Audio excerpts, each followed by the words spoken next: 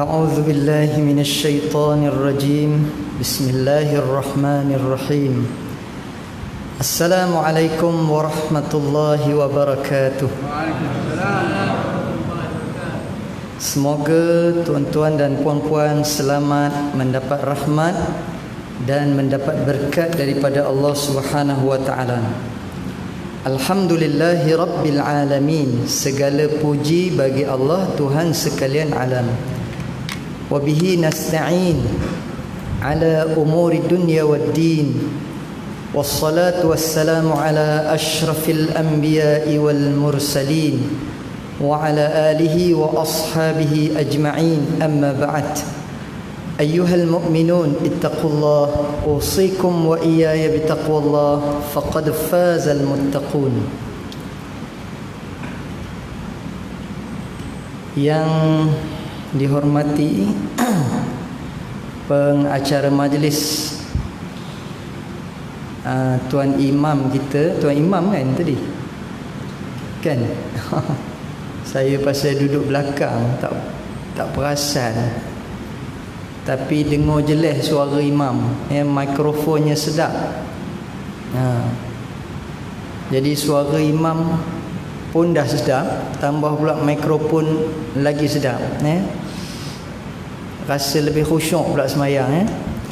Seterusnya kepada pengerusi dan ahli jawatan kuasa masjid Saidina Ali Karamallahu Wajhah, Kampung Padang Balang. Saya pun tak sangka juga dalam KL ni ada juga nama kampung macam tu. Kira unik lah nama tu. Tapi tak sempat nak bersembang lagi. Kenapa diberi nama kampung macam tu? Padang Balang. Tapi padangnya tak nampak. Tak jumpa lagi padang. Seterusnya kepada pimpinan masyarakat yang hadir pada malam ini. Seterusnya kepada tuan-tuan dan puan-puan, ayah-ayah, ibu-ibu, pakcik-pakcik, makcik-makcik, atuk-atuk, opah-opah, abang-abang, kakak-kakak, saudara-saudari, muslimin dan muslimat, mudah-mudahan pada malam ini kita semua dirahmati, diberkati dan diampuni oleh Allah Subhanahu wa taala. Amin ya rabbal alamin. Pertama sekali saya nak ucapkan terima kasih kepada pihak masjid kerana sudi menerima kedatangan saya ke Kuala Lumpur ni. Acara sebenarnya besok pagi saya bersama dengan Jabatan Pendidikan Wilayah Persekutuan Ceramah Ma'al Hijrah. Jadi saya ada maklumkanlah saya akan datang ke KL ni. Jadi masjid ni menawarkan untuk buat kuliah maghrib bersempena dengan Ma'al Hijrah pada malam ini. Saya ucapkan terima kasih banyak kerana kali pertama rasanya lah. Betul tak tuan-tuan? Kali pertama saya sampai ke sini dan saya tengok alhamdulillah masjid ni sangat imarah. Boleh dikatakan penuh lah. Jemaahnya sampai ke belakang. Itu pun sebab PKP ni jadi nampak penuh. Sebab dah kena jarak-jarak. Tapi alhamdulillah, mudah-mudahan kita tergolong di kalangan orang-orang yang sentiasa istiqamah untuk berada di masjid, di rumah Allah. Kerana berdasarkan sabda Nabi sallallahu alaihi wasallam, ada 7 golongan yang akan mendapat naungan ketika tidak ada naungan di padang mahsyar nanti. Salah satu daripada 7 golongan itu Nabi kata wa rajulun qalbuhu mu'allaqun bil masajid. Lelaki-lelaki yang hatinya bergantung dengan masjid. Mudah-mudahan kita mendapat janji seperti yang telah disebutkan oleh Allah Subhanahu oleh Nabi kita Muhammad sallallahu alaihi wasallam. Tuan-tuan dan puan-puan dirahmati Allah sekalian, kita berada dalam fasa PKP lagi, PKPP. Jadi nak tak nak kita kena ikutlah arahan daripada pihak kerajaan yang suruh kita ikut SOP. Kerana mentaati pihak kerajaan pun adalah perintah Allah Subhanahu wa taala. Ta'ala kamu kepada Allah, ta'ala kamu kepada Rasul dan ta'ala kamu kepada pemimpin. Selama mana pemimpin itu taat kepada Allah dan Rasul. Jadi sudah pastinya keputusan yang diambil oleh pihak kerajaan bukanlah untuk menyusahkan, tetapi untuk kebaikan kita bersama. Tapi di sebalik musibah yang menimpa kita, di sebalik perintah kawalan pergerakan itu ada banyak hikmah yang kita dapat. Antaranya kita dikehendaki supaya datang awal ke masjid. Jika tidak, nanti tak ada tempat. Kalau sebelum ni lah saya tengok, kalau hari Jumaat tu sejam sebelum orang dah pergi dah. Tapi sekarang ni orang dah lewat sikit dah, pasal dia tengok dah longgar sikit. Jadi masjid pun dibuka kepada ruang yang lebih besar lagi. Dulu ada hadnya, ada kotanya, jadi orang pergi lebih awal ke masjid. Jadi saranan untuk pergi awal ke masjid tu sebenarnya telah disuruh oleh Nabi kita Muhammad sallallahu alaihi wasallam 1400 tahun yang lalu. Dah lama dah Nabi suruh datang awal ke masjid. Siapa datang paling awal dapat unta, siapa datang kemudian sikit dapat lembu, siapa datang kemudian lagi dapat kambing, dapat ayam. Last sekali sebelum naik sahaja imam ataupun khatib membacakan khutbah, maka orang yang terakhir sampai itu akan dapat telur. Saya banyak guna slang Perak, tuan-tuan. Kalau tuan-tuan perasan, saya ni memang orang Perak pun. Dah lama pula tak datang KL ni. Kan dah lama terperuk di Perak tu. Jadi nak cakap KL balik dah terreti lah. Kan? Jadi Nabi kata dapat telur. Dan kebanyakan daripada kita, termasuklah saya sendiri, selalu dapat telur. Pasal kita memang gemar makan telur. Jadi pahala pun nak telur juga. Yang unta, yang lembu, yang kambing tu kita tak berapa nak rebut. Kemudian selain daripada datang awal ke masjid, kita juga digalakkan supaya mengambil wuduk daripada rumah. Tapi kalau katalah terbatal, jangan patah balik pula. Kan? Di KL ni saya rasa kalau patah balik memang balik terus. Saya pun beberapa kali tadi nak datang sini tersilap simpang. Kan? Lajak apa? Terlajak kan? Kita pun kadang-kadang tak pandai juga cakap orang putih ni, ways ni turn left, turn right. Kan? Jadi kita pun terlajak. Nak patah balik tu, ya Allah, makan masa pula, berkilometer pula lagi kan. Jadi tuan-tuan ni digalakkan kita supaya ambil wuduk siap-siap daripada rumah. Sebenarnya memang Nabi suruh buat macam tu. Nabi kata siapa yang bersiap daripada rumahnya, ambil wuduk siap-siap, kemudian melangkah ia menuju ke masjid, maka setiap langkahnya satu pahala, setiap langkahnya gugur satu dosa dan diangkat satu darjat. Dan yang paling untung ialah orang yang rumahnya jauh daripada masjid. Pasal jauh jarak perjalanannya nak ke masjid, banyak langkahnya, maka banyaklah pahalanya. Orang yang rumah dekat rugilah sikit. Siapa sini rumah dekat masjid? Rugi ustaz, menyesal saya rumah dekat masjid. Janganlah pula menyesal pula. Betuahlah orang yang rumah dekat masjid, mudahlah dia untuk datang ke masjid. Tetapi yang paling untung orang yang duduk jauh dan dia istiqamah ke masjid, lagi banyak pahalanya, lagi besar pahalanya. Setiap langkah satu pahala, setiap langkah gugur satu dosa dan diangkat satu darjat. Baik. Cuma adalah beberapa peraturan ataupun SOP yang pada asalnya benda itu disuruh, digalakkan dalam agama. Tetapi kenapa bila jadi SOP ni kita tak boleh nak ikut pula? Inilah yang berlaku pada peringkat awal dulu. Ada setengah-setengah mungkin ustaz juga yang bercakap.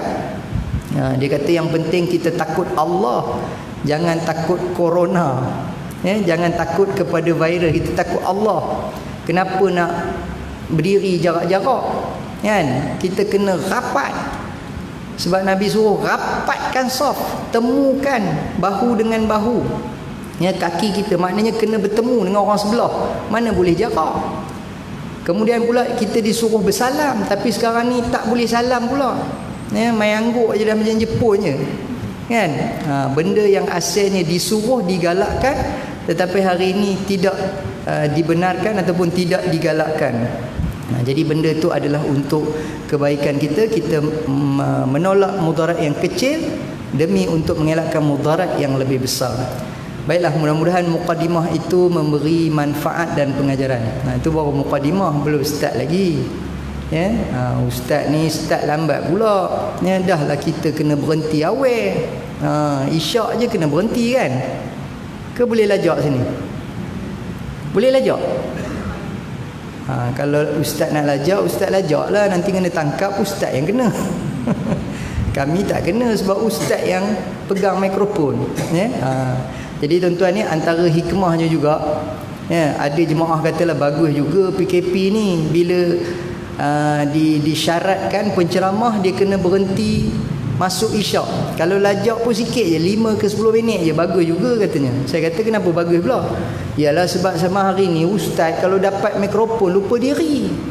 Dia lajak sampai 9.30. Kita dah lapornya kan, dengan nak balik rumah lagi, isteri pula duk WhatsApp tanya tak balik lagi ke, tak habis lagi ke. Jadi sekarang ni bagus, isyak aje dah terus berhenti dah. Jadi ustaz yang jenis gila ceramah kaki mikrofon ni nak tak nak dia kena berhenti juga jadi malam ini insya-Allah lajak sikit lah kot, 5 ke 10 minit gitulah baik, jadi tuan-tuan dirahmati Allah sekalian, bersempena dengan sambutan Ma'al Hijrah yang kita sambut setiap tahun. Tahun ini dah 1442 Hijrah. Ini bermakna dah 1442 tahun peristiwa hijrah itu berlaku, dan kita tidak ketinggalan untuk mengenangnya ataupun menceritakan peristiwa hijrah itu setiap tahun, walaupun ceritanya sama aja. Kalau orang belah parit botek dia cakap macam tu, sama, walaupun ceritanya sama aja tiap-tiap tahun. Tapi alasan yang pertama kata ulama ialah mungkin orang yang dengar tu ada generasi baru, ada orang baru. Orang yang dah kutek, orang Perak kata kalau orang lama ni kutek, tapi kalau orang KL ni dia kata otai kan. Kalau orang tua-tua dia panggil otai. Saya pernah kena tegur dekat Sentul ni lah saya rasa, tapi ceramah dekat mana saya lupa. Saya kata malam ini ramai yang datang ni orang tua-tua. Biasalah orang tua-tua memang ramai. Kalau di masjid, di luar tu ramai orang muda, orang tua-tua ramai di masjid. Habis-habis ceramah ada seorang pakcik kata, ustaz jangan sebut tua. Habis nak cakap apa? Panggil kami otai. Kalau ustaz panggil tua, kami kecil hati. Oh ya ke, minta maaf lah pakcik, saya tak tahu orang sini panggil macam mana. Ustaz kena panggil kami otai. Saya kata kenapa? Sebab otai masih berbisa. Kalau bukan sekarang, bila lagi katanya. Rupanya yang tegur tu penyanyi Kilauan Emas. Patutlah dia ada tagline dia, otai masih berbisa. Jadi tuan-tuan dirahmati Allah sekalian, apa tadi? Kalau orang lama yang dengar, mungkin dia dah dengar banyak kali, tapi mungkin ada generasi baru ataupun orang yang baru berjinak-jinak nak dengar ceramah ni, dia baru first time dengar. Jadi tuan-tuan ni, tak kisahlah kita menceritakan peristiwa itu berulang-ulang kali pun, sebab kita ni punya otak ataupun minda kita ni kena dengar banyak kali baru dia boleh lekat. Macam kita dengar DMFK, Datuk Dr. Fadilah Kamsah kata, kalau seorang ibu bapa kalau nak nasihatkan anak, berapa kali kena cakap. Ataupun seorang isteri kalau nak berletih dengan suami dia, ataupun seorang suami nak bagi nasihat kepada isteri dia, dia kalau suami nasihat kalau isteri berletih, lain dia punya istilah dia, tapi samalah kan. Berapa kali baru pasangan kita, baru anak kita dengar cakap kita, baru dia lekat dalam kepala? 200 kali. Berapa sampai 200 kali baru lekat. Kalau kita fikir balik, patutlah isteri kita tak berhenti-henti berletih. Rupa dia nak cukupkan 200 kali. Dia punya kotanya tu 200 kali, barulah suami ni dengar, barulah suami ni ingat apa yang isteri dia cakap. Kena banyak kali. Jadi sebab itulah tuan-tuan ni, kita dengar cerita Nabi ni beribu kali pun, berjuta kali pun, supaya kita dapat lekat dalam kepala kita ni, supaya kita sentiasa ingat apakah yang dipesan oleh Nabi kita Muhammad sallallahu alaihi wasallam. Dalam peristiwa hijrah, antara scene ataupun babak yang menarik lah tuan-tuan mungkin tuan-tuan yang dah pernah pergi ke Mekah, ataupun buat haji ke buat umrah ke, biasanya kita panjat Jabal Nur biasanya. Kalau ada yang panjat lah. Tapi saya tengok ramai jemaah Malaysia ni surrender awal. Dah lah katanya. Bagi orang muda-muda lah manjat. Kami orang otai-otai ni udah tak lakat manjat lah katanya. Kami tunggu bawah je, ambil gambar je. Daripada bawah je. Jadi orang muda-muda panjat. Tapi kalau kita tengok bangsa lain ataupun orang daripada negara lain dah tua-tua manjat bukit. Kadang-kadang yang jumpa tu makcik berselisih dengan makcik umur dah 60, 70 manjat bukit Jabal Nur. Kenapa dia nak panjat Jabal Nur? Sebab di atas puncak Jabal Nur tu ada Gua Hira. Itulah tempat Nabi menerima wahyu yang pertama. Baik, saya nak sebutkan satu lagi gunung ataupun satu lagi jabal, namanya Jabal Thur. Jabal Thur ni jarang-jarang orang panjat, tapi ada. Sebab perjalanannya lebih jauh, lebih memakan masa yang panjang. Saya tengok orang Pakistan, orang-orang itulah, kebanyakan orang Arab apa semua ni dia rajin manjat. Dia panjat Jabal Thur. Kemudian di atas puncak Jabal Thur itu ada Gua Thur. Dan itulah bukit ataupun gunung yang Nabi panjat ketika peristiwa Hijratul Rasul, bersama dengan sahabat baiknya Abu Bakar As-Siddiq. Jadi ringkas ceritanya tuan-tuan, sampai di puncak bukit, kemudian masuk ke dalam gua di atas puncak itu, namanya Gua Thur. Masuk dalam gua tu, gua tu pun tak besar mana, muat-muat je. Katalah muat-muat untuk 2 orang je, Nabi dengan Abu Bakar muat-muat je. Tapi sebelum masuk tu Abu Bakar buat spot check dulu. Ya Rasulullah, bagi saya masuk dulu, spot check dulu. Sebelum tuan masuk, saya nak check dulu kod lah ada apa-apa dalam gua ni, binatang berbisa ke. Kalau macam kita bukan kata binatang berbisa, kita kata kod ada hantu ke kan. Orang Melayu ni dia gemar dengan hantu. Jadi Abu Bakar pun masuk dulu, dia check punya check. Sehingga dalam riwayat menceritakan tuan-tuan ni, dia koyak dia punya baju luar dia tu sampai habis. Dia buat perca kecil-kecil kan, dia sumbat ke lubang-lubang yang ada di dalam gua itu, kerana dibimbangi pada lubang-lubang itu ada binatang berbisa. Sehingga kan habis dah pakaian itu, tapi masih ada beberapa lubang yang tidak disumbat. Lalu dia menyumbatnya dengan jari kakinya. Ada beberapa lubang yang ada kat bawah tu, dia sumbat dengan jari kaki dia. Lepas tu dia pun duduk, Nabi pun baring di atas ribaan Abu Bakar. Sedangkan tuan-tuan ni, dalam masa yang sama, Abu Bakar itu sahabat Nabi, dan Abu Bakar juga pak mentua Nabi. Saya selalu tanya soalan ni, siapa pernah baring atas riba pak mentua? Siapa sini ada pengalaman baring atas riba pak mentua? Seingat-ingat saya lah, saya pun tak berani nak baring. Saya takut kena luku. Kan, kamu yang mengkhojakan anak aku sampai dapat cucu ramai sangat ni, kata risau tu, bayang-bayang kena luku kepala kan. Tapi yang kata Nabi Muhammad ni, nak ceritanya tuan-tuan ni, selain daripada sahabat, mereka itu walaupun kita panggil sahabat yang dekat tapi dalam masa yang sama, rupa-rupanya pertalian dari sudut kekeluargaan itu. Abu Bakar bapa mertua Nabi, Nabi berkahwin dengan Sayyidatina Aisyah anak Abu Bakar. Sayyidina Umar pun bapa mentua Nabi, Nabi berkahwin dengan Sayyidatina Hafsah anak Sayyidina Umar. Sayyidina Ali menantu Nabi, Sayyidina Osman menantu Nabi. 2 pak mentua, 2 menantu.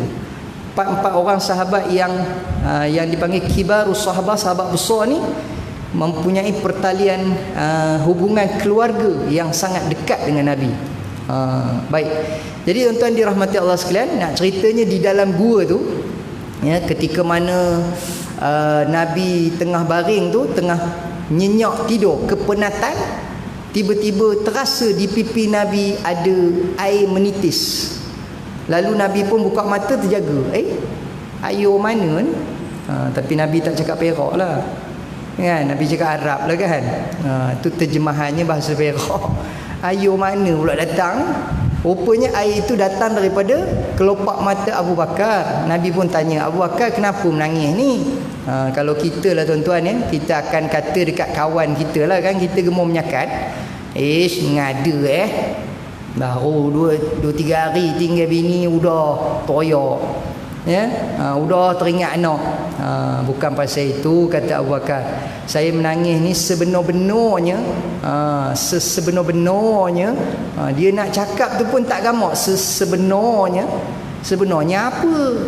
Sebenarnya kaki saya sakit, kena sengat, tapi saya tahan, saya tak nak tuan terjaga ya, lalu saya tahan, saya sakit berbenar ni.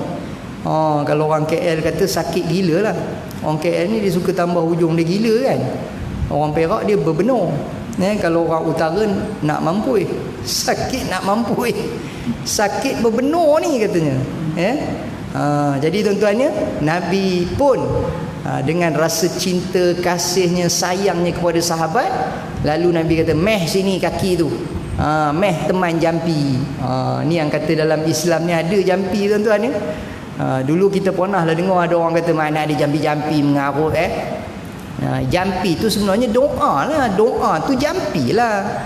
Orang Melayu cakap jampi, Arabnya ruqyah, doa. Membacakan doa kepada orang yang sakit tu kita gelar jampi lah tu.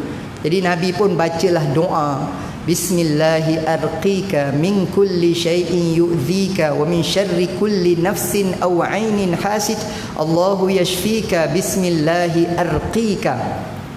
Panjang benar ustaz doanya. Ada tak yang pendek? Kita ni nak cari yang pendek je. Tak apalah, itu tak perlulah saya ajar malam ni kan panjang pula kan. Ada tak yang pendek ustaz? Macam ni lah, tak payah yang pendek lah. Baca surah Al-Fatihah. Setakat yang saya belajar tuan-tuan ni dalam ilmu perubatan Islam, sebenarnya kita jampi ataupun kita bacakan suratul Fatihah kepada orang yang sakit, itu pun dah padu dah.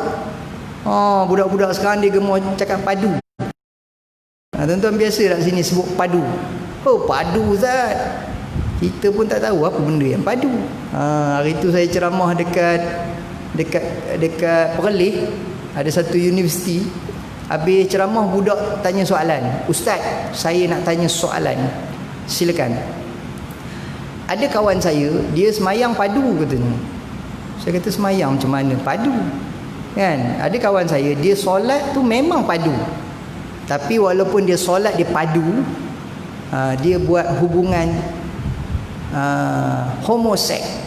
Soalan dia semayang padu, dia jenis orang semayang, tapi dalam masa yang sama dia buat hubungan jantan sama jantan, hubungan sejenis. Acana tu ustaz katanya. Macam tu soalannya. Tapi nak sebut perkataan padu tadi lah, semayang dia padu ustaz.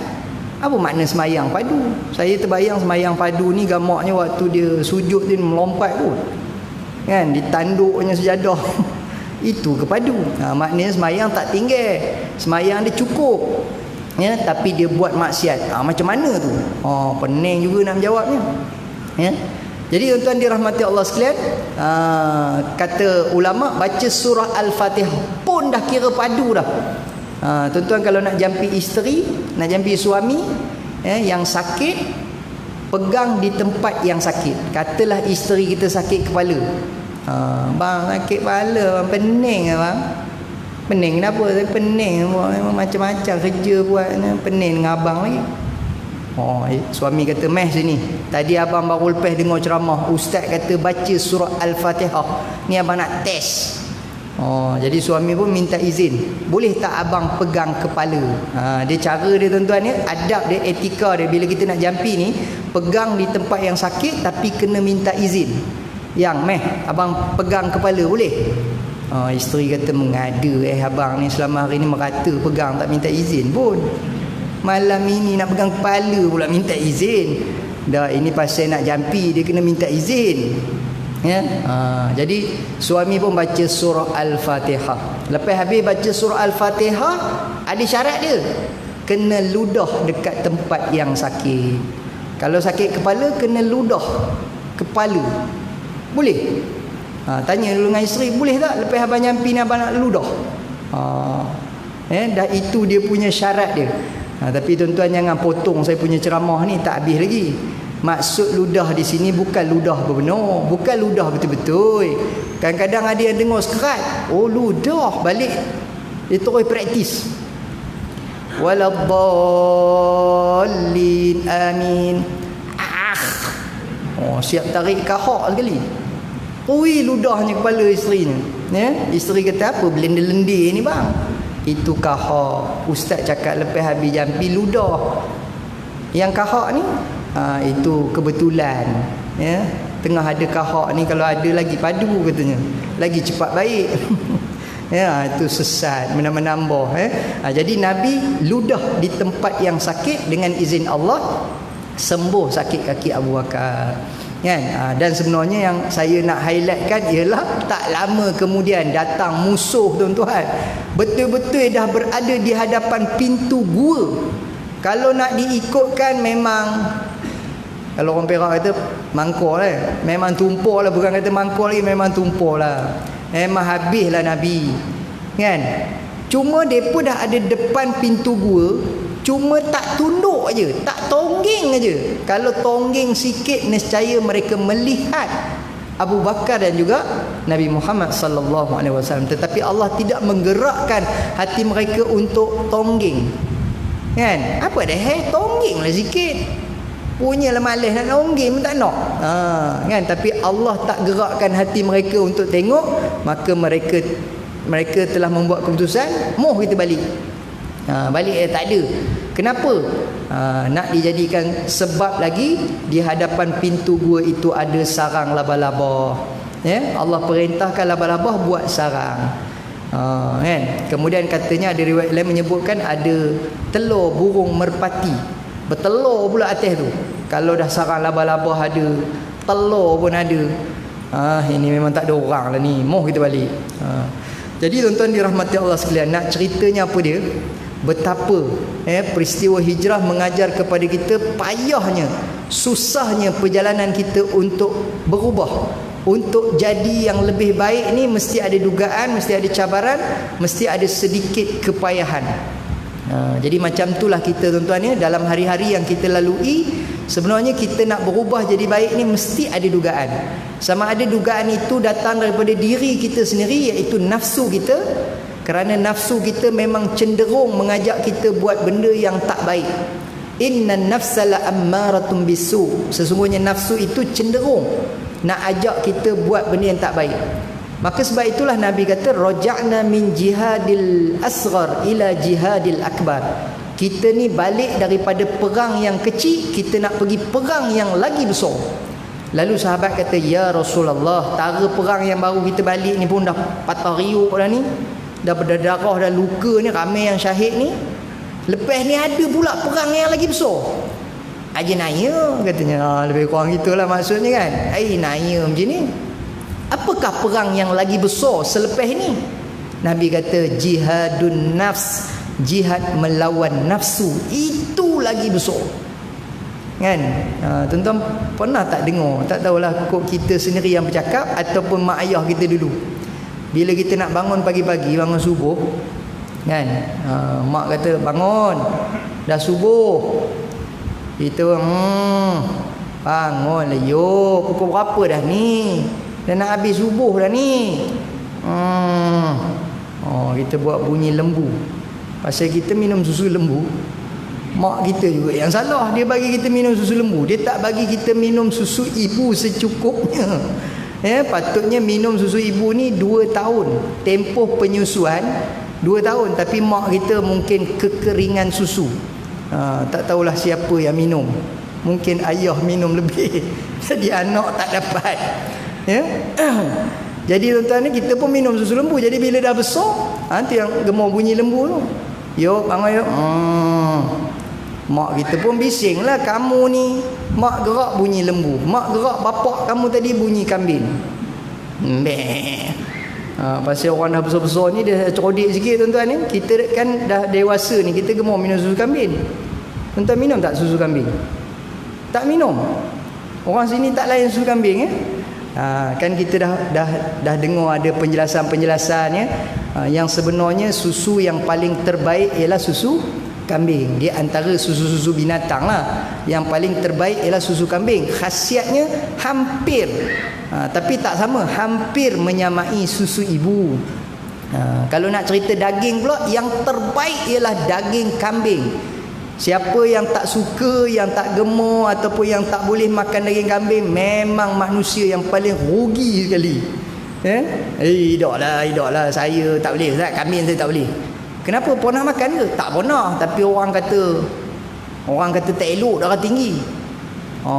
Dia tak pernah makan, tapi dia dah set kepala otak dia daripada kecil lagi makan kambing tak elok. Kan? Saya pernah bersembang dengan seorang doktor di Pulau Pinang. Dia kata sebenarnya secara umum daging kambing ni bagus, tapi kena ustaz kena tahu juga, bukan main cakap macam tu je kambing bagus. Dia kata tak semua, dia tengok umur kambing. Ataupun secara asasnya tuan-tuan ni, kita kena pilih juga kambing yang muda dan sihat, barulah bila kita makan daging dia kita pun sihat.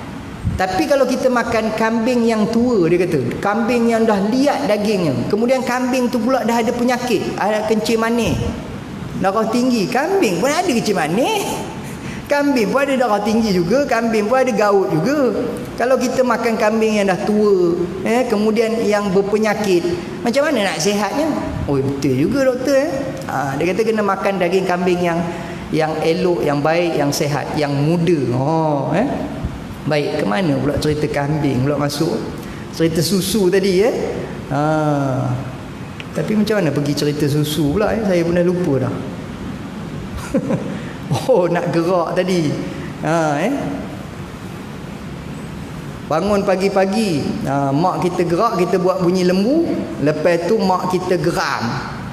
Okey, cuba tuan-tuan lepas ni cek, tanya dengan ustaz balik, ada tak benda ni? Mak kita geram, mak kita kata apa dia? Kamu tariklah selimut. Tu dah azan dah tu, kamu pun dengar azan, kamu saja tak bangun, kamu tarik selimut. Kamu tahu tak selimut tu apa?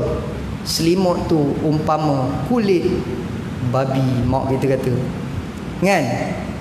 Kita kalau yang sensitif dengan babi ni, kita campurlah selimut, bangun terus.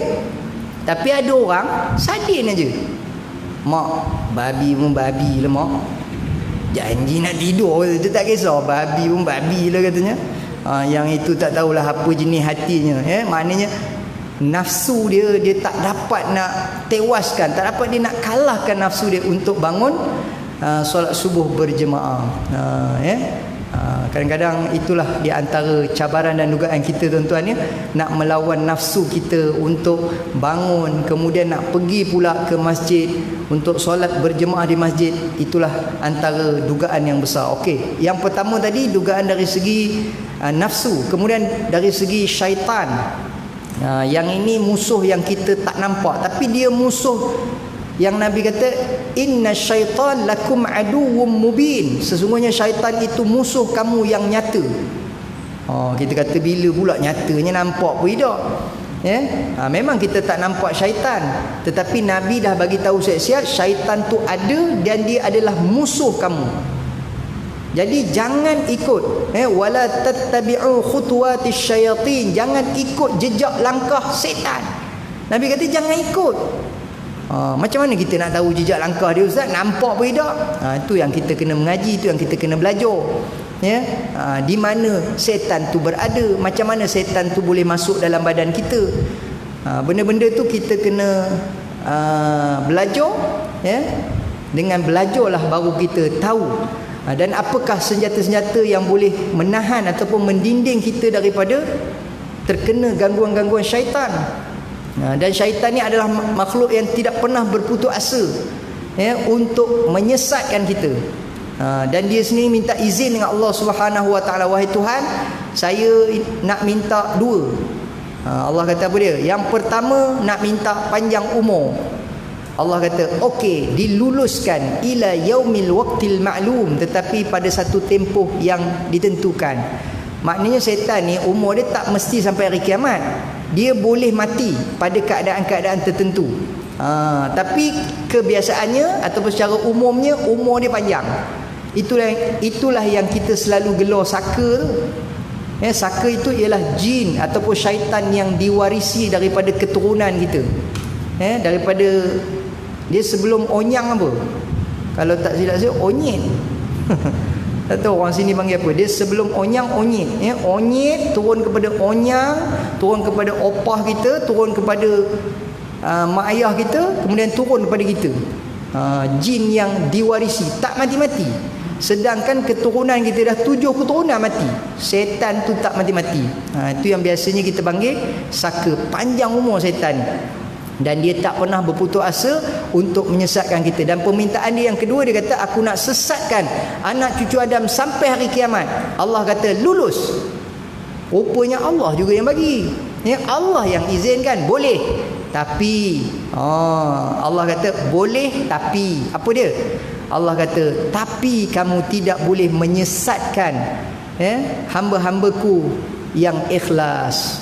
Illa min ibadihil mukhlasin. Kecuali hamba-hambaku yang ikhlas. Kamu tak boleh nak sesatkan mereka.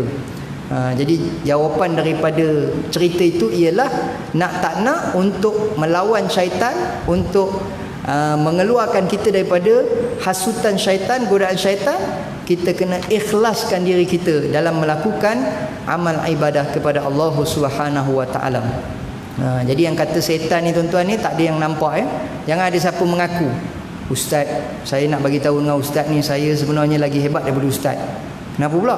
Saya boleh nampak setan, ustaz pun tak nampak. Betul? Jadi tang mana yang hebatnya? Ialah saya hebatlah, saya boleh nampak. Sebenarnya siapa nampak setan, dia lah setan. Sebab hanya setan yang boleh nampak setan. Kita nak cakap pun tak gamak. Kita cakap macam tu, yang boleh nampak setan ni setan. Kita nak kata dia setan tak gamak pula kan. Jadi tuan-tuan ni, kita memang tak boleh nampak syaitan, tetapi dia ada, dia wujud. Dan kerja dia ialah sentiasa nak menyesatkan kita. Malah kata ulama, jaga-jaga dengan tipu daya dia, yang mana pada peringkat awal dia larang kan, dia goda kita, dia hasut kita supaya jangan pergi ke masjid. Tapi pada satu tahap yang lain, dia suruh pula kita pergi masjid kan. Dah kita kata aku nak pergi juga. Walaupun isteri kata, bang, malam Khamis, malam Jumaat tak payahlah pergi masjid. Kenapa? Kan ada pasar malam.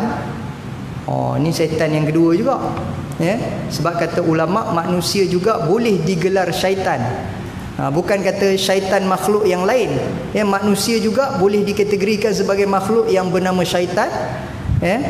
Tapi isteri-isteri yang ada dekat sini, dia tak pergi pasar malam.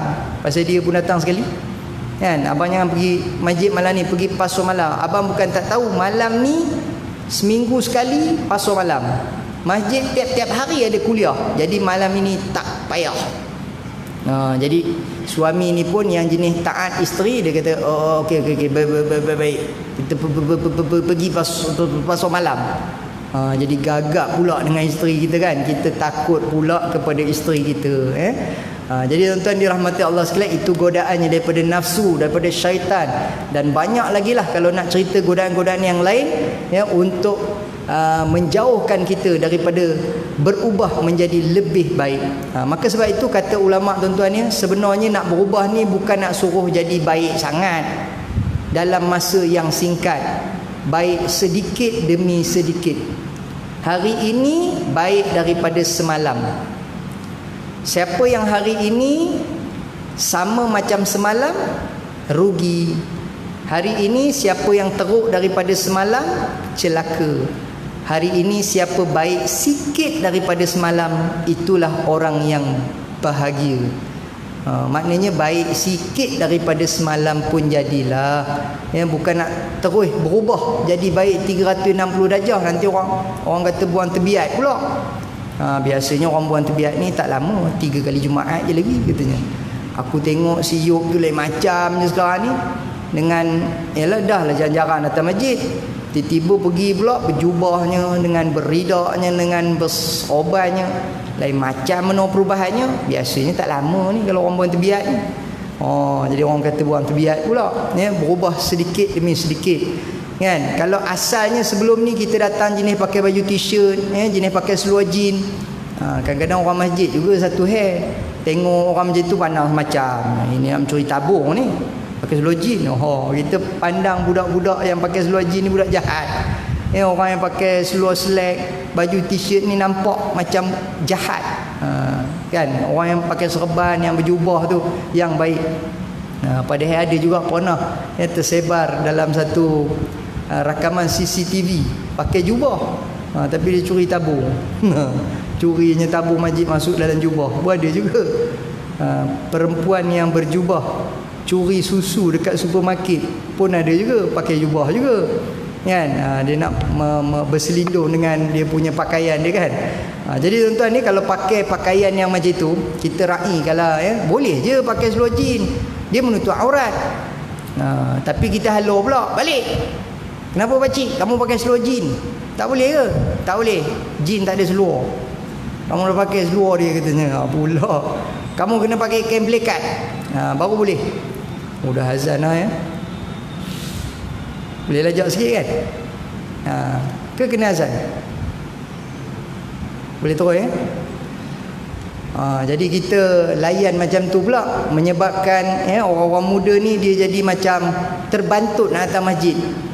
Padahal boleh je pakai masjid macam mana pun, janji menutup aurat. Jangan dia bogel sudah kan. Jangan dia bogel sudah, dia datang pakai menutup aurat, kita raihkan dia. Semayang kamu ni kira bagus lah ni, pakai baju gambar-gambar syaitan. Kadang-kadang pakai baju tu bergambar-gambar. Kenapa pakcik kata saya bagus pula? Yalah kamu bagus lah, kamu bawa syaitan sekali semayang kan. Orang lain mana ada macam kamu. Kita puji-puji dia kan, dalam hati dia puji ke peli ni pakcik ni. Tapi itu cara kita nak attract. Baik, jadi tuan-tuan dirahmati Allah sekalian, berubah dari segi kita punya cara fikir kita. Hari ni kalau kita tengok adalah orang-orang yang kita sangka cerdik, tapi dia punya pemikiran dia apa kita nak panggil, ada yang kata liberal lah. Saya pun tak tahu nak istilahkan apalah, liberal lah, radikal lah, apalah, macam-macam istilah hari ni. Tapi dari satu segi memang kita tengok memang tak cerdik pun. Kita tak tahu nak bagi nama istilah apa, tapi memang tak cerdik. Tapi dia ni dia punya jawatannya, dia punya kerjanya memang orang cerdik sepatutnya, tapi dia boleh pula bagi komen ataupun ulasan yang macam tak cerdik. Contohnya dia kata apa dia? Ini hukum faraid ni tak sesuai zaman sekarang ni. Ini zaman unta boleh lah kan. Ini zaman dahulu kala boleh, zaman sekarang mana ada orang pakai dah. Cara dia komen tu pun macam cerdik tidak ni. Sedangkan Islam ni hukumnya sesuai pada sepanjang zaman, dulu, kini dan selamanya. Sesuai, laksanakan Islam dalam kehidupan kita ni sesuai sepanjang masa. Daripada kita celik mata sampailah kita pejam mata, sampai kita daripada lahir sampailah mati, daripada jaga sampailah tidur balik, semuanya lengkap ada. Macam baru ni saya adalah guna kitab tu pasal baru keluaran Telaga Biru kan, tajuk dia Ensiklopedia Adab. Daripada jaga sampailah tidur, dan masa tidur tu pun ada dia punya etika, ada dia punya adab dia. Betapa indahnya Islam ni, semua ada adab. Semua ada. Cara buang air pun ada. Cuma kita yang selama hari ni tak ikut kan. Pergi masuk ke tandas, tak ada pun tandas tu penuh, tapi saja pilih nak kencing diri. Bukan kata Nabi tak pernah kencing diri, tapi secara biasanya Nabi akan kencing mencangkung ataupun duduk. Tapi ada keadaan-keadaan tertentu sahaja yang Nabi kencing berdiri. Tapi kita ni saja-saja, tak ada apa mudaratnya, tak ada apa daruratnya, terus kencing berdiri kan. Dah lah kencing berdiri, bersembang pula dengan orang sebelah. Lepas tu tak istibrak pula. Rupanya kencing ni pun tuan-tuan ni dia ada istibrak. Istibrak ni maknanya berdehem-dehem. Dia ada berdehem. Kemudian ada yang Nabi sebut dalam hadisnya urut. Urut bahagian kemaluan tu. Ni kita dah lah berdehem dah, urut pun dah kan. Berecoh-recoh pula air, nitik-nitik pula airnya, dah berdiri bersembang pula kan. Sedangkan buang air pun ada adabnya. Buang air kecil, buang air besar, makan pun ada dia punya etika dia, adab dia. Apa lagi? Kentut pun ada adab. Yang ini tuan-tuan ni saya pun rasa macam tak percaya, betul ke ada adab kentut? Rupanya dalam kitab kata ada 3 adab kentut. Siapa sini pernah baca adab kentut dan pernah ikut dia punya peraturan dia? Nombor 1, siapa nak kentut kena berada jauh daripada orang. Kalau berada di tengah khalayak ramai, tak boleh kentut. Pasal apa? Kita melepaskan gas beracun yang menyebabkan orang bila terbau kentut kita jadi tak selesa. Islam larang kita buat perangai tu. Saja kentut senyap-senyap. Dia lepaskan gas beracun, dia tahan nak bagi dia punya bunyi tak keluar. Rupanya kentut yang perlahan itu lebih menusuk kalbu daripada kentut yang kuat. Alang-alang baik kentut kuat-kuat kan. Bila prot terus, baunya tak berapa padu, tapi rupanya itu lebih padu lagi. Kalau nak kentut kena keluar daripada khalayak ramai. Kemudian pula kalau terkentut, mungkin ada di kalangan kita ni jenis getah dah loose. Dia baru nak bangun sudah terlepas. Kan? Allah ustaz, minta maaf ustaz, terlepas. Siapa yang terkentut hendaklah dia berpura-pura tidak kentut. Rupanya kalau kita terlepas, kita kena buat bodoh. Prot kata kan, buat bodoh. Kan? Berpura-pura tidak kentut. Jangan mengaku pula. Apa tengok? Saya lah kentut. Tak pernah tengok orang kentut. Nak kuat lagi, ada sikit lagi ni kalau katanya. Itu seolah-olah dia bangga pula dia kentut, dia menunjukkan kepada orang dia lah yang kentut. Itu lebih kurang ajar lagi daripada orang yang buat bodoh, buat duk ni tadi. Dan yang ketiga, kalau kita tahu kawan kita kentut, jangan ketawakan. Lima tadhaku mimma taf'al. Kenapa kamu ketawakan kawan yang kentut sedangkan kamu pun kentut juga? Kata ulama, mengetawakan kawan yang kentut itu menjatuhkan air mukanya. Masya Allah tuan-tuan, sampai bab kentut pun Islam ajar dia punya peraturan dia. Apatah lagi hukum hakam yang besar-besar, lagilah ada dia punya etika dia. Tidur mengiring. Ustaz saya tak suka tidur mengiring, saya suka tidur menongging. Dia bukan boleh ikut suka kita. Kita kena ikutlah sunnah Nabi, barulah kita dapat manfaat, baru dapat pahala sunnah. Kenapa tidur mengiring? Orang yang tidur mengiring, jantungnya tidak terhimpit, perjalanan darah akan lancar, badan pun sihat, panjang umur. Itu kelebihan tidur mengiring di lambung kanan. Kalau kita tidur menerap, nanti jantung kita terhimpit. Kan? Dan ada riwayat mengatakan tidur menerap ni seperti tidur syaitan. Dan ada yang mengatakan tidur seperti ahli neraka tidur.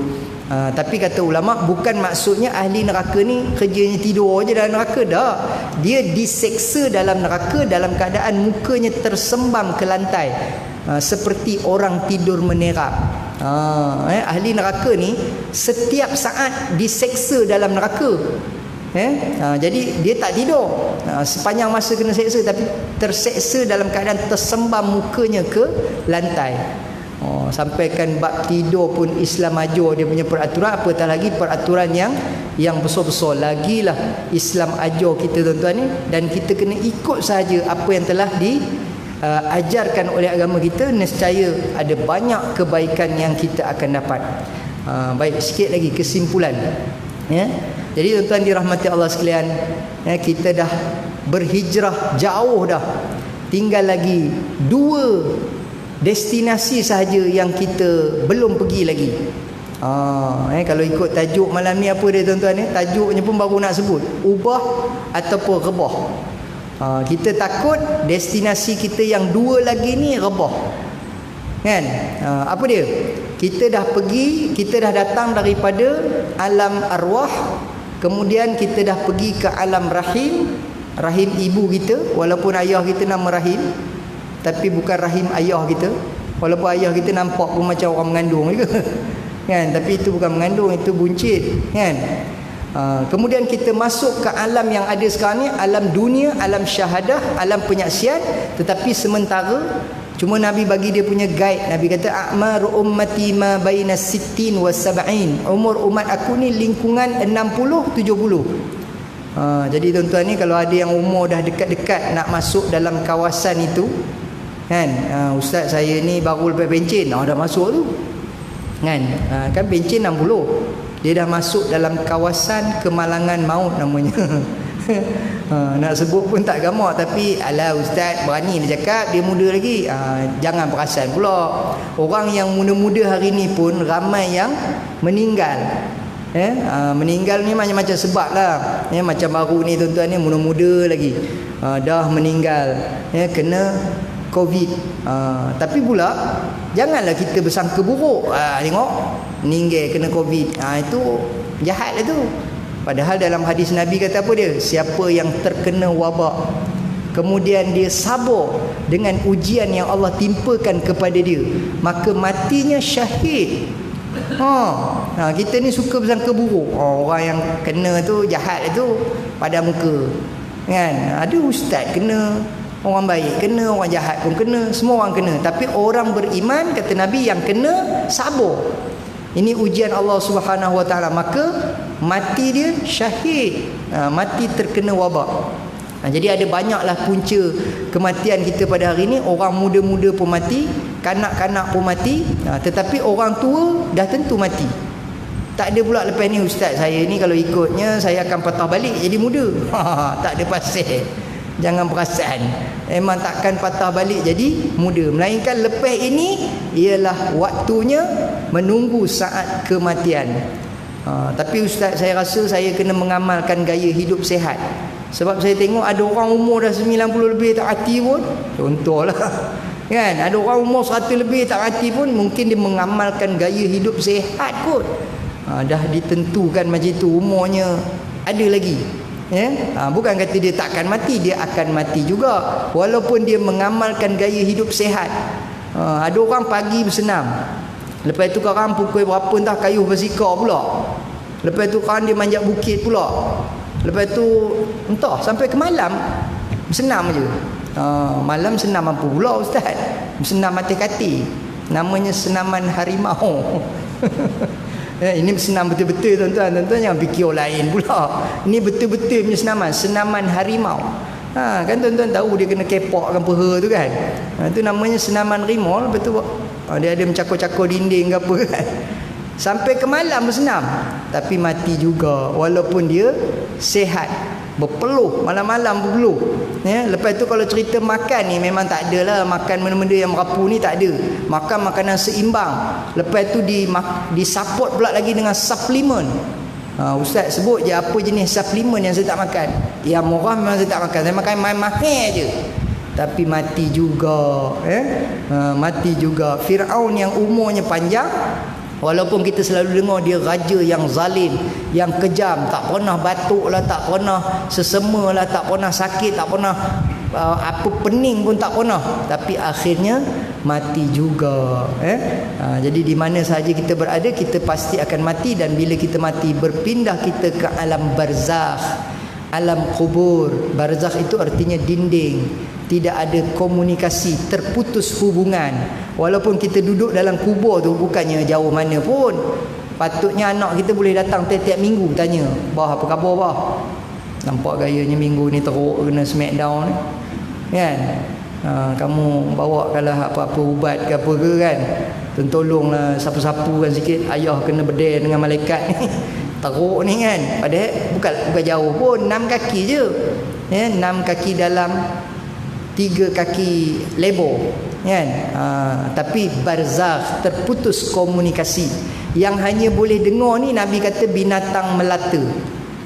Segala biawak, segala binatang-binatang yang berjalan dekat kubur tu dia dengar lah. Kita atas dunia ni tak dengar apa cerita yang berlaku di dalam kubur. Maka sebab itulah tuan-tuan ya, sama-sama kita terangkanlah kubur kita. Walaupun kubur kita tu tak ada lampu, tak ada apa suis nak dipetik dalam tu, tapi rupanya ada satu lampu ataupun cahaya yang boleh kita bawa daripada dunia ni. Iaitulah Nabi kata, nawwiru buyutakum bitilawatil Quran wa iqamatis salah.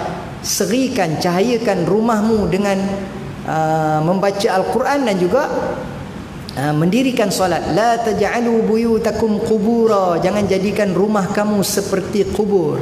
Jadi cahaya yang nak menerangi kubur kita ialah dengan bacaan-bacaan Al-Quran kita. Kalau kubur nak bagi luas sikit, ustaz, dah terang dah tapi sempit lah. Boleh tak kalau saya nak buat macam rumah banglo besar sikit, saya nak yang lotnya, tak mau rumah teres punya sempit kan, jadi saya nak yang banglo punya, yang rumah lotnya. Boleh banyakkan sedekah. Dengan bersedekah dapat meluaskan kubur kita yang sempit itu.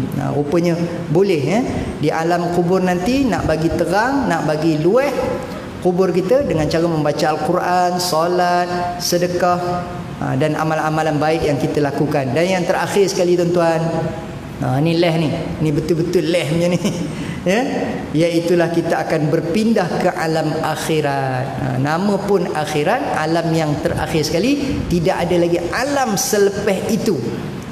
Setakat ni tidak ada lagi dah dalil yang menyebutkan ya, lepas habis akhirat ni Allah akan buat balik satu alam lain ke apa ke. Tak. Itulah alam yang terakhir dan kesudahannya sama ada syurga ataupun neraka. Kalau kita nak dapat masuk syurga, kita kena lintah atas titian sirat yang mana di bawahnya ialah terbentang api neraka. Jika kita lulus melepasi titian sirat tersebut, maka dapatlah kita memasukkan diri kita ke dalam syurga, dan itulah sebenar-benar kejayaan. Faqad faz wa udkhilal jannata faqad faz. Barang siapa yang dapat masuk syurga, itulah kejayaan. Sebenarnya atas dunia ni tuan-tuan ni apa yang kita kejar kan? Saya nak berjaya dalam perniagaan, saya nak berjaya dalam rumah tangga, saya nak berjaya dalam pekerjaan, macam-macam lah kita sebut istilah kejayaan. Tetapi kejayaan yang sebenar ialah apabila kita dapat masuk syurga. Sebab apa? Kalau atas dunia ni kita kata saya nak berjaya dalam rumah tangga, ustaz, apa maksud berjaya dalam rumah tangga? Saya nak ada rumah besar. Kan? Money can buy a house but not a home. Duit kita boleh beli rumah yang besar, tetapi tidak boleh membeli tempat tinggal. Baru ni saya dengar satu ceramah ustaz tu, dia kata apa dia? Duit boleh beli rumah besar, tapi tak boleh beli tempat tinggal. Kenapa terjemah tempat tinggal? Sebab ada orang dia rumah dia besar, tapi dia tak duduk di rumah dia. Dia duduk dalam kereta. Pasal apa? Kena halu dengan isterinya tak mengamuk apa entah, leleh dia tidur dalam kereta kan. Ataupun ada orang dia banyak rumah sebab dia ada banyak orang rumah, leleh dia tak tidur di rumah-rumah yang banyak ni tadi, dia tidur dalam kereta, tidur dekat masjid ya. Rumah dia banyak, kesian ya. Rumah ada tetapi tidak ada tempat tinggal. Ataupun rumah yang besar ni tadi tidak membahagiakan dia, seperti duduk di dalam neraka, tidak duduk di dalam syurga. Yang selalu kita dengar lah, dia punya slogan, rumahku syurgaku. Walaupun rumahnya sempit tuan-tuan, keadaan bilik tidurnya dengan tak selesanya, dengan katilnya, dengan tilam yang tak empuknya, tapi dia boleh meroloh berdengkur kan. Kadang-kadang katil tak ada, tilam tak ada, tepi tonggel saja tidur berdengkur, bawah singki pula tu boleh lena pula kan. Orang yang kaya, yang ada katil, yang ada tilam yang empuk ya, biliknya aircon, tetapi beralih kiri tak kena, beralih kanan tak kena, leh-leh tidur menongging. Lepas tu dia pun tanya kawan-kawan, aku ni susah tidur lah, kau ada petua tak apa-apa macam mana nak senang tidur? Kawan pun bagi idea, apa kata kau datang masjid? Kenapa pula? Sebab aku tengok orang dekat masjid tu bila time kuliah ramai yang tidur. Jadi aku rasa petua nak senang tidur ni, kau kena pergi dengar kuliah dekat masjid. Kau try. Dia tak pernah ke masjid, jadi dia pun pergi ke masjid. Bila pergi masjid, dia tengok orang pun tidur masa kuliah. Rupanya penyakit tidur ni dia boleh berjangkit. Dia lebih bahaya daripada corona lagi. Menguap tu pun boleh berjangkit tuan-tuan ya. Menguap, tengok kawan sebelah menguap kan. Kita pun muak sekali, dia penyakit yang berjangkit. Kita tengok orang tidur, kita pun nak tidur juga. Jadi tuan-tuan dirahmati Allah sekalian, mudah-mudahan di hari akhirat nanti kita dapat masuk syurga. Sebut amin. Amin ya rabbal alamin. Kita nak masuk syurga sama-sama ya, masuk syurga ramai-ramai. Dan yang best lagi tuan-tuan ni, berdasarkan hadis Nabi, kita masuk bersama dengan rombongan Nabi. Itu lagi best ya. Antara yang Nabi sebut masuk syurga dengan rombongan Nabi ialah as-sadiqul amin. apa dia, Sadiqul Amin kalau tak silap, peniaga-peniaga yang jujur, yang amanah. Itu antara golongan yang dapat masuk syurga bersama dengan rombongan Nabi. Saya sebut peniaga tu sebab saya nampak gaya tuan-tuan ni macam usahawan ni kan. Baru ni waktu PKP ramai melahirkan usahawan, ya, online. Semua pakai nak belajar online. Saya ceramah pun terpaksa online, dah tak ada offline. Ini sebenarnya kali pertama saya ceramah ni setelah 5 bulan tak ceramah. Ni kali pertama. Jadi terima kasihlah pada pihak masjid kerana memberi peluang. Saya ceramah kali yang pertama ni. Nak ceramah pun rasa macam kekok-kekok je kan. Jadi mudah-mudahan kita dapat masuk ke syurga, dan syurga itu adalah tempat di mana yang paling menyeronokkan, yang paling membahagiakan. Tidak ada nikmat yang lebih nikmat daripada nikmat syurga, sebagaimana Allah Subhanahu Wa Taala pernah bertanya kepada penghuni syurga. Ya, Allah tanya, wahai penghuni syurga sekalian, seronok tak duduk dalam syurga? Lalu penghuni syurga jawab, ya Allah, seronok bebenung. Tu kalau orang Perak jawab lah. Kalau orang KL ni dia kata, ya Allah, seronok gila. Kalau orang Kedah Perlis tu dia seronok nak mampui kan. Kalau orang Melaka seronok now katanya kan. Kalau orang Kelantan apa pula, seronok dah. Seronok sangat. Lalu Allah kata kepada penghuni syurga, nak tak nikmat yang lebih seronok daripada ni? Lalu tergamam ahli syurga, adakah nikmat yang lebih seronok daripada yang ada sekarang ni? Ni pun dah habis syok dah ni. Lalu Allah kata, nikmat yang lebih seronok daripada nikmat yang ada di dalam syurga pada hari ini ialah keredaanku. Rupanya tuan-tuan ya, yang paling nikmat sekali dalam hidup kita ni ialah apabila Allah redha kepada kita. Itulah nikmat yang paling nikmat, melebihi nikmat syurga. Jadi itulah tujuan kita melakukan amal ibadah, ialah untuk mencari keredaan Allah Subhanahu Wa Taala. Jadi sekadar itu saja, minta ampun, minta maaf jika ada salah dan silap. InsyaAllah panjang umur, murah rezeki, kita jumpa lagi. Apa yang baik datangnya daripada Allah Subhanahu Wa Taala, segala yang lemah dan kurang itu datangnya daripada diri saya sendiri. Aqulu qali hadza wastaghfirullahal azim li wa lakum wa lisairil muslimina wal muslimat fastaghfiruhu fa ya fawzal mustaghfirin wa ya najatat taibin. Assalamualaikum warahmatullahi wabarakatuh. Kita tutup dengan doa. A'udzubillahi minasyaitonirrajim. Bismillahirrahmanirrahim. Alhamdulillahi rabbil alamin, wassalatu wassalamu ala asyrafil anbiya'i wal mursalin wa ala alihi wa sahbihi ajma'in. Radina billahi rabba wa bil islami dina wa bi Muhammadin nabiyyan wa rasula. Allahumma faqihna fid din wa 'allimna at-ta'wil wahdina siratakal mustaqim. Rabbana iftah bainana wa bain qaumina bil haqq wa anta khairul fatihin. Rabbana atina fid dunya hasanah wa fil akhirati hasanatan wa qina adzaban nar. Wa sallallahu ala sayyidina Muhammadin wa ala alihi wa sahbihi ajma'in. Walhamdulillahi rabbil alamin. Taqabbalallahu minkum minna wa minkum, taqabbal ya karim.